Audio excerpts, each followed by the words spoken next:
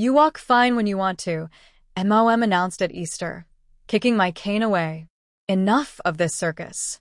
Dad nodded, attention-seeking. I hit the tile floor hard. Dr. Patel, who'd driven me there, stood from the next table. I'm her neurologist.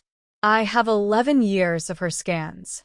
What you just did is documented assault on a disabled person, and I've already. But to understand how Easter dinner at my parents' country club ended with my mother in handcuffs, I need to take you back 11 years to where this story really begins. I'm Sarah Mitchell, 33 years old, and my spine has been slowly destroying itself since I was 22. The medical term is degenerative disc disease with severe spinal stenosis and nerve root compression at L4, L5, and L5, S1. In plain English, the discs in my lower spine are deteriorating, the spinal canal is narrowing, and nerves are being crushed. The pain started during my senior year of college. At first, it was just stiffness, then shooting pains down my legs, then numbness in my feet. By graduation, I could barely walk across the stage to receive my diploma. The diagnosis came 3 months later after an MRI. Dr. Priya Patel, the neurologist who would become both my doctor and my unexpected defender, showed me the scans with a grim expression. Sarah, I'm not going to sugarcoat this. Your spine looks like it belongs to someone in their 60s. We're looking at significant degeneration, bone spurs compressing your spinal cord, and herniated discs pressing on nerve roots. This is going to be a chronic, progressive condition. I was 22. I'd just landed my dream job as a graphic designer at a marketing firm. I had my whole life ahead of me. What does chronic and progressive mean? I'd asked. It means this won't get better on its own. It will likely get worse. We can manage symptoms with physical therapy, pain management, and possibly surgery, but you're going to have limitations. Permanent ones. My parents' reaction to the diagnosis was immediate and devastating. You're too young to be disabled, Mom had said, as if my age could reverse the MRI findings. Dad was more direct. Maybe you just need to toughen up. My back hurts too, but you don't see me using a cane. Dr. Patel had actually been in the room when Dad said that. Her response was icy. Mr. Mitchell, I've seen your daughter's MRI. Unless your back pain involves visible spinal cord compression and nerve damage, it's not remotely comparable. This isn't about toughening up. This is about managing a degenerative neurological condition. Dad had just shrugged. Doctors always find something wrong if you look hard enough. That was 11 years ago. In the time since, I'd been through 3 failed spinal surgeries, countless rounds of physical therapy, nerve blocks, epidural injections, and more medications than I could count. I'd gone from using a cane occasionally to needing it daily. On bad days, I used a walker or wheelchair. My career had survived through adaptation. I'd gone freelance, working from home where I could control my environment, take breaks when needed, and manage my pain without judgment. I'd actually become quite successful. My client list included 3 Fortune 500 companies, and I'd won 2 industry awards for campaign design. But my family never saw any of that. They only saw the cane, the walker, the medications, the limitations. And they decided I was faking. What my family didn't know, what they'd never bothered to ask about, was that my freelance graphic design work had evolved into something much bigger. For years ago, I'd recognized a gap in the market. Small businesses needed professional design work, but couldn't afford traditional agencies. I created a platform that connected freelance designers with small business clients, handling contracts, payments, and project management. It started small, just me and 3 other designers. Now, DesignBridge employed 247 freelance designers across 18 countries and served over 12,000 small business clients. Last year's revenue was $23 million. My personal income was $3.2 million annually. I owned a beautiful, accessible home in a quiet neighborhood, single story, wide doorways, roll-in shower, the works. I drove a customized SUV with hand controls for days when my legs weren't cooperating. I had a home office that would make any designer weep with envy. My parents thought I was barely scraping by on little freelance jobs. I never corrected them. Why would I? They'd made it clear they thought I was a faker and a burden. Mom had actually told me once that I was wasting my potential playing disabled. I wasn't hiding my success to test them. I was protecting it and myself from their judgment and their inevitable demands for money they hadn't earned and didn't deserve. Dr. Priya Patel wasn't just my neurologist. Over 11 years, she'd become my advocate, my defender, and something close to family. She'd been there for all 3 failed surgeries.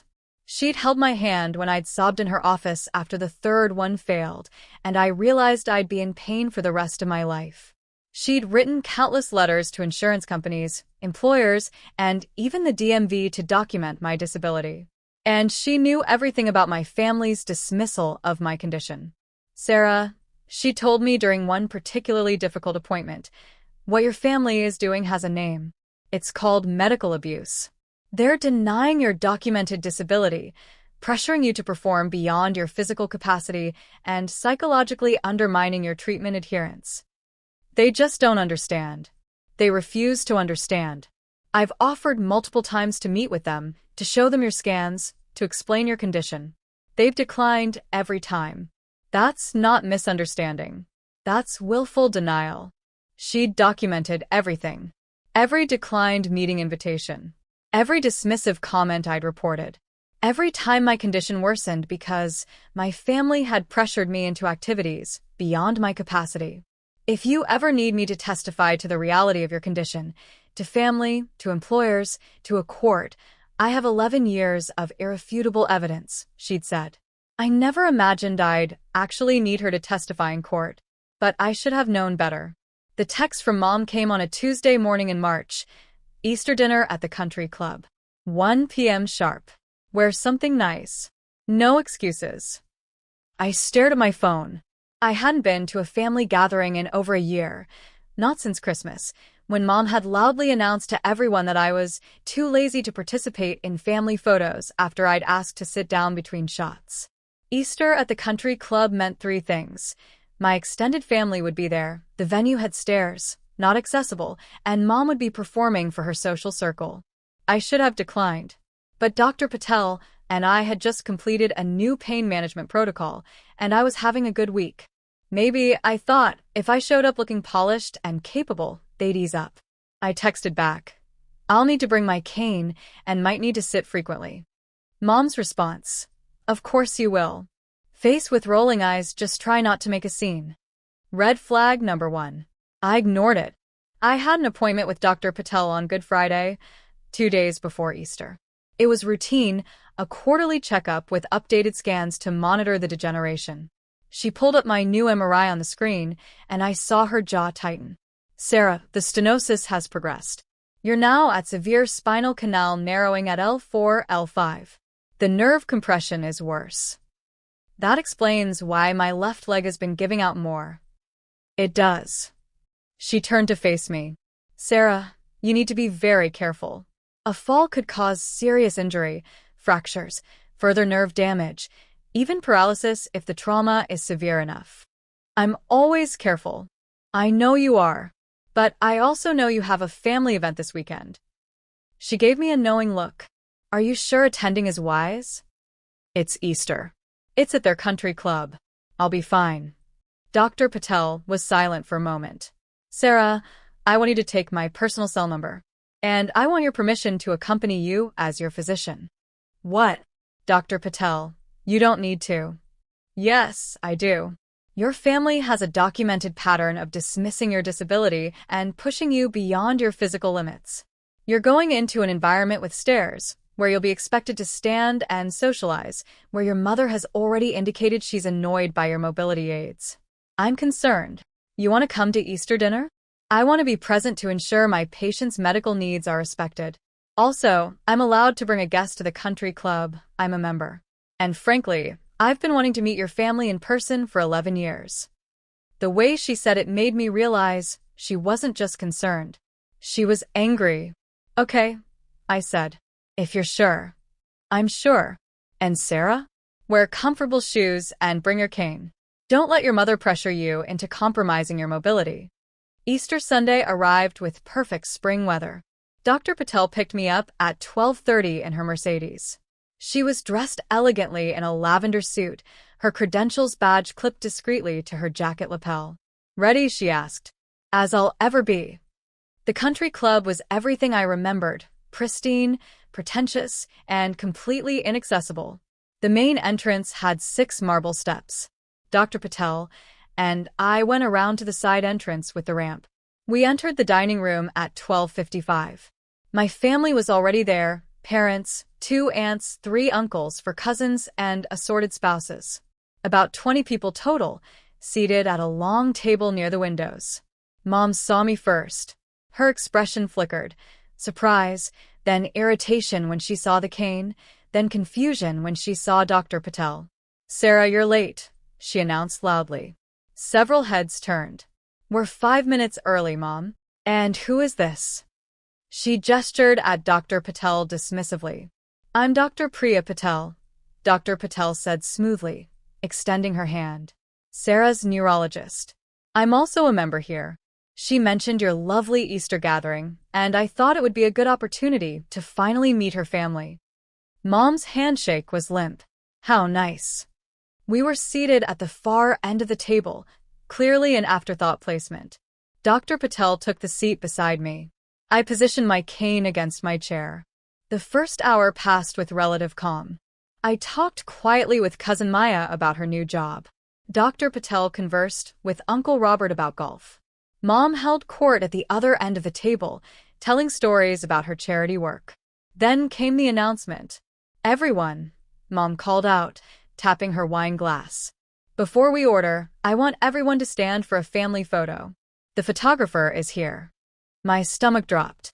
Standing for photos meant standing still for extended periods. My spine couldn't handle it. "Mom, I can sit for the photo." "Everyone stands for family photos, Sarah. It's tradition." "My back can't." "Your back is fine when you want it to be," Mom said with that smile she reserved for public dismissals. "Come on, don't be difficult." Dr. Patel's hand touched my arm gently. "Sarah's spinal condition prevents prolonged standing. She can participate in the photo while seated." Mom's smile went cold. "And you are?" "Her neurologist, as I mentioned." "Well, doctor, this is a family event. Sarah can stand for 5 minutes for a photo." Actually, she can't. Standing still places significant pressure on her already compromised lower spine. Given her current MRI findings, severe stenosis with nerve compression, forcing her to stand could cause her pain, potential nerve damage, or a fall. The table had gone quiet. Everyone was watching. "I think I know my own daughter," Mom said icily. "I think I know my patient's spine," Dr. Patel replied evenly. "I've been treating her for 11 years. I have 200+ appointments, dozens of MRIs, and 3 surgical consultations documented. Sarah has severe degenerative disc disease. This isn't opinion. This is medical fact." Dad spoke up. "Sarah's always been dramatic about her condition." He used air quotes. Dr. Patel turned to him. "Mr. Mitchell, I've treated thousands of patients with spinal conditions. Sarah's is in the top 10% of severity for her age group. Would you like to see her MRI? I brought them." She actually had. She pulled out her tablet and began pulling up images. "That won't be necessary," Mom started. "I think it is necessary," Dr. Patel said firmly. She turned the tablet to show the table my spine. "This is Sarah's L4, L5 vertebrae. See this narrowing here? That's her spinal canal, compressed to less than half its normal width. These white areas? Bone spurs. This bulge? Herniated disc pressing directly on her nerve root." Several people leaned in to look. Cousin Maya looked horrified. "That looks painful," Uncle Robert said quietly. "It is," Dr. Patel confirmed. "Sarah manages chronic pain every day. She uses a cane because her nerve damage affects her balance and leg strength. She's not faking. She's coping." Mom stood abruptly. "This is inappropriate. We're here for Easter, not a medical lecture." "You made it medical when you dismissed your daughter's documented disability," Dr. Patel replied. "How dare you?" "How dare I what? Advocate for my patient? Document the truth? Your daughter has been suffering for 11 years while you've called her a faker." The table was frozen. The photographer, who'd been setting up nearby, had stopped working and was watching. Mom's face had gone red. Sarah, we're taking the family photo. Now. Stand up. Mom, please. I said stand up. I started to stand, using my cane for support. Dr. Patel stood with me, her hand on my elbow, ready to help. And then Mom did something that changed everything. She grabbed my cane and yanked it away from me. Enough of this circus, she shouted. You walk fine when you want to. Without the cane, I had no support. My left leg, the one with the worst nerve damage, buckled immediately. I fell hard, hitting the tile floor with my hip and shoulder. Pain exploded through my spine. I heard screams. Gasps. Dr. Patel's voice, sharp and commanding. Don't move her. Sarah, don't try to get up. She was kneeling beside me immediately, her phone already out. This is Dr. Priya Patel. I need an ambulance at Riverstone Country Club. Patient is a 33-year-old female with severe spinal stenosis who was forcibly deprived of her mobility aid and fell. Possible spinal injury. Mom stood frozen, my cane still in her hand. I didn't mean. She was just being dramatic. Dr. Patel looked up at her, and her expression was terrifying. What you just did is assault on a disabled person. I witnessed it. It's documented on the club's security cameras. And I've already called the police. The police? Dad's voice cracked. Yes. Forcibly removing a mobility aid from a disabled person and causing them to fall is a crime. She turned to the photographer. You got that on video, didn't you? The photographer nodded, looking shocked. The whole thing. Dr. Patel turned back to me. Sarah, on a scale of 1 to 10, how bad is the pain? 8. I whispered. Maybe 9. My back, my hip. Don't move. The ambulance is coming. The next 20 minutes were chaos. The ambulance arrived. Paramedics stabilized my spine and carefully moved me onto a backboard. The club manager appeared, horrified. Country club members were watching from other tables. And through it all, Dr. Patel stayed beside me, holding my hand, documenting everything. As they loaded me into the ambulance, I heard her speaking to the police officers who'd arrived. I'm Dr. Priya Patel, the victim's neurologist. I witnessed the assault. The perpetrator forcibly removed my patient's prescribed mobility aid, causing her to fall. My patient has severe documented spinal stenosis. This assault could cause permanent injury. I have video evidence, medical documentation, and I'm prepared to provide expert testimony. One of the officers approached Mom. Ma'am, I'm going to need you to come down to the station. This is ridiculous. She's my daughter. I was just trying to help her. By taking away her cane and making her fall, the officer said flatly. That's not help. That's assault. I spent 6 hours in the emergency room. X-rays showed no fractures, thank God, but the fall had aggravated my existing spinal injuries. I had severe muscle spasms, increased nerve pain, and significant bruising. Dr. Patel stayed with me the entire time, coordinating with the ER doctors, reviewing my scans, adjusting my pain medications. How bad is it? I asked when we were finally alone. You'll recover from the immediate injuries, the bruising, the muscle strain. But Sarah, this fall set you back months in your pain management progress. The trauma to your already compromised spine, we're going to need to be very careful. My mom really got arrested? Yes. Assault on a disabled person. Reckless endangerment. The video evidence is damning. It shows her grabbing your cane, pulling it away, and you falling immediately. Combined with my testimony about your documented disability, the DA is taking this very seriously. My phone had been buzzing constantly. I finally looked at it. Dad. Sarah, tell the police this was a misunderstanding. Your mother is devastated. Aunt Jennifer. How could you let them arrest your own mother on Easter? This is vindictive. Cousin Jake. You're really going to press charges? Over a cane? Come on. But there were other messages too. Cousin Maya. Sarah, I saw what happened. That was assault. I'm so sorry. I'll testify if you need me to. Uncle Robert, I had no idea your condition was that serious. I'm sorry we didn't believe you. Your mother was wrong. Dr. Patel saw me reading them. Don't respond yet. Wait until you've talked to a lawyer. A lawyer? Sarah, your mother assaulted you. You have injuries. This is going to trial, and you deserve representation, both criminally and civilly. I was released from the hospital the next day. Dr. Patel drove me home to my beautiful, fully accessible house that my parents had never visited. She helped me inside and stopped in the foyer, looking around. Sarah, this place is incredible. Thanks. I designed most of it. You designed it? Well, I hired an architect, but I specified everything. Wide doorways, zero-step entries, roll-in shower, adjustable counters. I wanted a place where my disability wasn't a barrier. She walked into my office and froze. 3 large monitors, professional design equipment, awards on the wall. Sarah, what exactly do you do? I run a design platform, Design Bridge. We connect freelance designers with small businesses. Run it? Like you're the CEO? Founder and CEO. We did $23 million in revenue last year. Dr. Patel stared at me. Your family knows this? No. They think I do small freelance jobs and barely get by. Why didn't you tell them? Because they made it clear they thought I was a faker and a failure.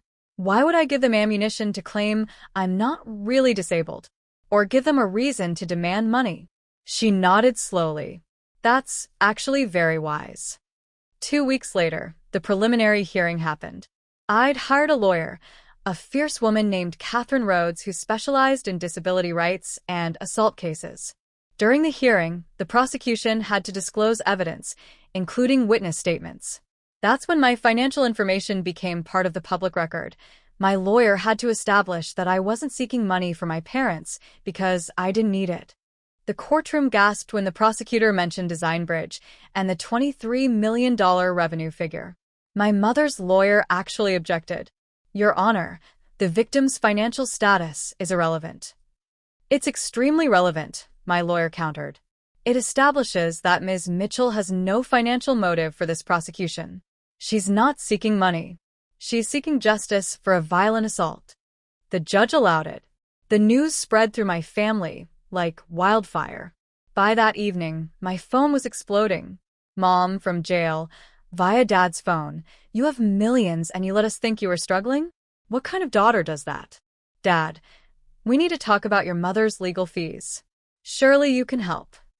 Aunt Jennifer, I always knew you were doing well. So proud of you. Can we get together soon? I didn't respond to any of them. The trial was set for 2 months later. In the meantime, Mom was released on bail with a restraining order, keeping her away from me.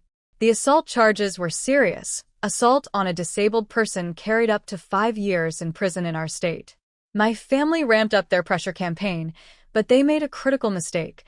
They did it all in writing, and my lawyer collected every message as evidence of a pattern of harassment and disability discrimination. The trial lasted 4 days. Day 1, the prosecution laid out the timeline. They showed the country club security footage from multiple angles. The video was devastating. It clearly showed Mom grabbing my cane, pulling it away, me falling, Dr. Patel rushing to help, the chaos that followed. The prosecutor walked the jury through every frame. Notice that Ms. Mitchell falls immediately when the cane is removed. This isn't someone choosing to fall for dramatic effect. This is someone whose legs can no longer support her weight without assistance. Day 2. Dr. Patel testified. She brought 11 years of my medical records, dozens of MRI images, surgical reports, medication logs, and her own detailed notes documenting my family's pattern of dismissing my disability. She spent 6 hours on the stand. The prosecution asked her to explain my condition to the jury. She pulled up my MRI images on a large screen. This is Sarah's spine, she said, pointing. Compare it to a healthy spine at the same age. The difference was stark. The jury leaned forward. This narrowing here, this is spinal stenosis. The spinal canal should be this wide, she indicated with her fingers. Sarah's is compressed to here. That means her spinal cord is being squeezed. These bright spots? Bone spurs. They're pressing on nerves. This bulge? A herniated disc, pressing directly on the nerve root that controls her left leg. What does that mean functionally? The prosecutor asked. It means Sarah experiences chronic pain, daily, constant pain. It means she has numbness and weakness in her legs. It means her balance is compromised because the nerve signals from her legs to her brain are disrupted. It means she uses a cane not for show, but because without it, her legs may give out without warning. Can these conditions be faked? Absolutely not. You cannot fake an MRI. You cannot fake bone spurs. You cannot fake spinal cord compression. These are objective, measurable medical realities. In your professional opinion, is Sarah Mitchell disabled? Severely disabled. She meets all criteria for disability under the ADA. Her condition is permanent, progressive, and significantly limits major life activities: walking, standing, lifting, bending. She will need mobility aids for the rest of her life. The defense attorney tried to discredit her. Dr. Patel, isn't it true you have a personal relationship with the victim? I've been her treating physician for 11 years. That creates a relationship based on care and trust, yes. You were present at the family event because I was concerned about my patient entering an environment where her disability had historically been dismissed and her physical limitations ignored. That concern proved valid. But you have a bias. I have medical documentation. I have 11 years of objective evidence. My testimony is based on science, not bias. The prosecutor brought up the video again. Dr. Patel, can you walk us through what happened medically when Mrs. Mitchell removed Sarah's cane? Sarah has significant nerve damage to her left leg. The cane provides stability and compensates for her compromised balance. When it was suddenly removed, she had no support. Her left leg buckled. You can see it clearly in the video. The knee gives out and she fell. Given her spinal condition, any fall is dangerous. A fall onto tile flooring could have caused fractures, permanent nerve damage, or even paralysis. Did the fall cause injury? Yes. Severe muscle spasms, aggravation of her existing spinal injuries, significant bruising, and a setback in her pain management progress. She went from having reasonably controlled pain to experiencing level 8 to 9 pain for weeks. Day 3. Character witnesses testified. Cousin Maya described watching me struggle through family events while being mocked. Uncle Robert admitted he'd dismissed my disability for years, but seeing the MRI and the assault had changed his mind. I didn't understand how serious it was, he said. I thought she was exaggerating. But no one exaggerates spine compression visible on a scan. I was wrong. The country club photographer testified that he'd captured the entire incident on video. I've photographed hundreds of events there. I've never seen anything like it. The mother just grabbed the cane and pulled. The daughter fell immediately. It was clearly not voluntary. Day 4, I testified. My lawyer walked me through 11 years of living with my disability, my family's dismissal, their mockery, their refusal to accommodate my needs. Did you ever try to educate your family about your condition? The prosecutor asked. Constantly. I showed them my MRI results. I explained my medications. I invited them to appointments with Dr. Patel. They refused every time. Why did you use a cane at Easter dinner? Because I always use a cane. I need it. Without it, my compromised balance and leg weakness make walking dangerous. What happened when your mother took it? I tried to tell her I needed it. She said I was being dramatic, that I walked fine when I wanted to. Then she grabbed it and pulled it away. I fell immediately. I couldn't catch myself. I hit the tile floor hard. How did that make you feel? Terrified. I have severe spinal injuries. A fall could cause permanent damage. And hurt, not just physically but emotionally. My own mother had just injured me because she refused to believe I was disabled. The defense attorney tried to paint me as vindictive. Ms. Mitchell, isn't it true that you've hidden your financial success from your family? Yes. Why? Because they'd already decided I was a faker and a failure. I didn't see how telling them about my success would change their view of my disability. If anything, they'd use it as proof I wasn't really disabled. Isn't this prosecution really about punishing your mother for not believing you? No. This prosecution is about holding my mother accountable for assaulting me. She forcibly removed my medically necessary mobility aid and caused me to fall and sustain injuries. That's a crime, whether she believes in my disability or not. Mom testified in her own defense. It went poorly. I was trying to help her, she insisted. She relies too much on that cane. I thought if I just... You thought you knew better than her neurologist? The prosecutor asked. I know my daughter. Have you ever attended one of her medical appointments? Well, no, but... Have you ever spoken to Dr. Patel about Sarah's condition? Dr. Patel offered multiple times. I didn't think. You didn't think. So, based on no medical training, no examination of her medical records, and no consultation with her doctors, you decided your daughter was faking. And, based on that assumption, you forcibly removed her mobility aid. Is that correct? Mom's face crumbled. I just wanted her to try harder. Try harder? Ms. Mitchell has severe spinal stenosis, bone spurs, and herniated discs. What exactly should she try harder at? Growing new discs?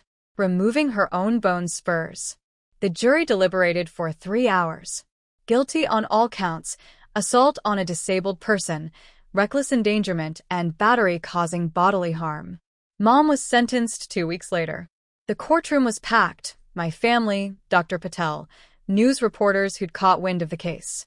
Judge Martinez reviewed the evidence before sentencing. Mrs. Mitchell, I've reviewed your daughter's complete medical file. I've seen 11 years of documentation proving severe, progressive spinal disease.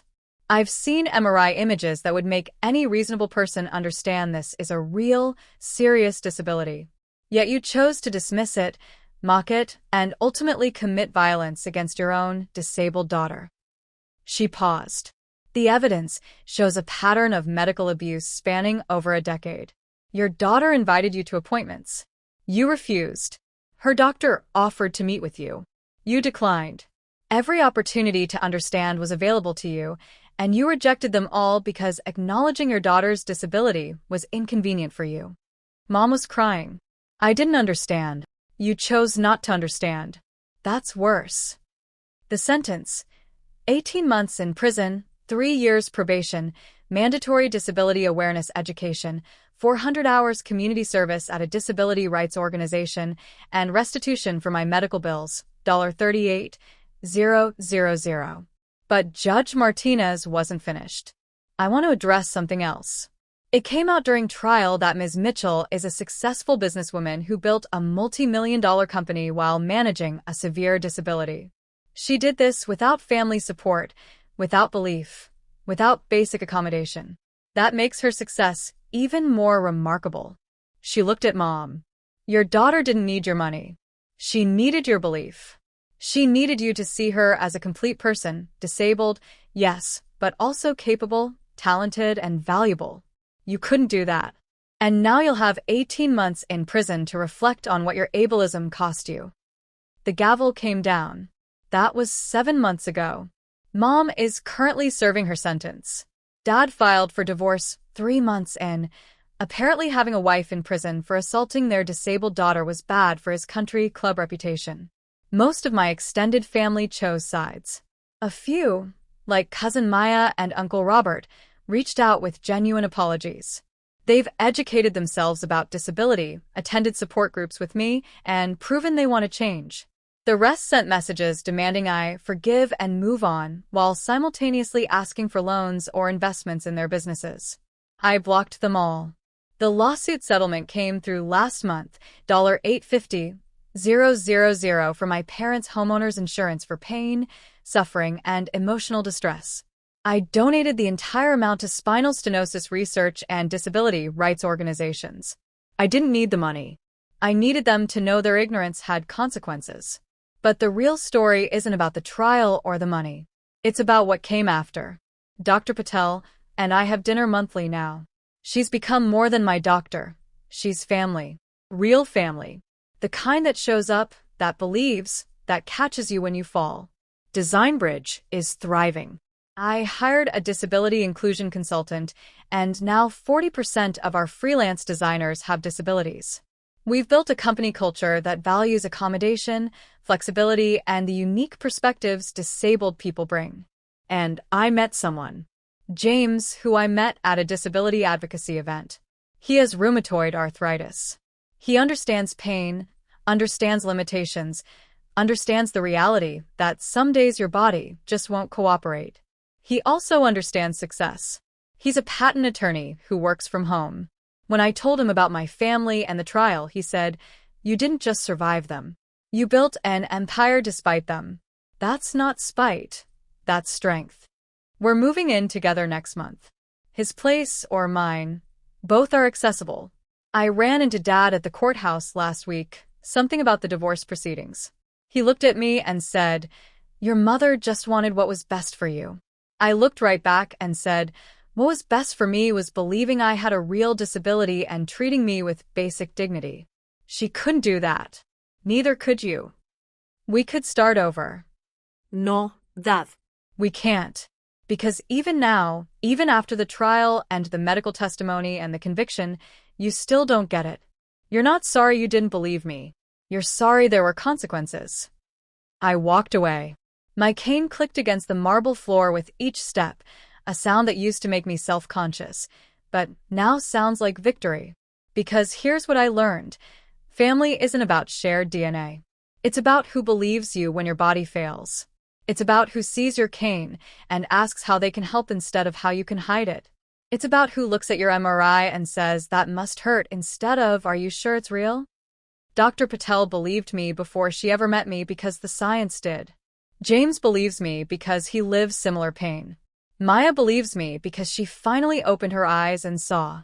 That's family. The rest is just people who share my last name and couldn't see past their own comfort to acknowledge my pain. Mom has 16 months left in prison. She writes me letters sometimes. I don't open them. Dr. Patel says that's healthy. I don't owe my abuser forgiveness, especially when she still hasn't acknowledged what she actually did wrong. Maybe someday I'll open them. Maybe not. Either way, I'm building a life, a successful, fulfilling, accessible life, surrounded by people who see me completely, disabled and capable, limited and limitless, in pain and thriving. My spine may be deteriorating, but my life is anything but. And that's the real victory.